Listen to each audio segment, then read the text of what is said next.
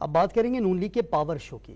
شیر کو ہرایا اور مٹایا نہیں جا سکتا، کئی آئے اور کئی گئے لیکن شیر وہیں کھڑا رہا۔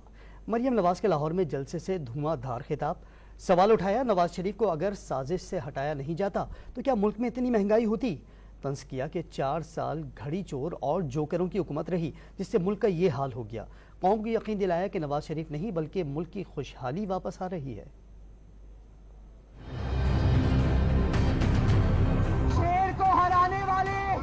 شیر کو مٹانے والے کئی آئے کئی چلے گئے، شیر وہی کھڑا ہے انشاءاللہ۔ اور آج پاکستان کے کونے کونے سے آواز آ رہی ہے وزیر اعظم نواز شریف کے ووٹ پر ڈاکہ ڈال کر جس گھڑی چور کو حکومت دی نا، ان وزراء کا سارا ٹائم آپ کی خدمت کی بجائے ٹی وی پر بیٹھ کر گالم گلوچ اور مذاق اڑانے میں صرف ہوتا تھا۔ ایسے جوکروں کی حکومت تھی 4 سال، جو جتنی بڑی گالی دیتا تھا ٹی وی پر اس کو اتنی بڑی وزارت ملتی تھی، اور جو سب سے بڑی گالی دیتا تھا وہ اس وقت کا جعلی وزیر اعظم پاکستان تھا۔ اور اسی لیے پاکستان کا جو حال ہوا وہ ہوا۔ ہم پر برا وقت تھا، انہوں نے دن رات گالی نکالی، ہمارا مذاق اڑایا۔ آج ان پر برا وقت ہے، ہم ان کا مذاق نہیں اڑاتے۔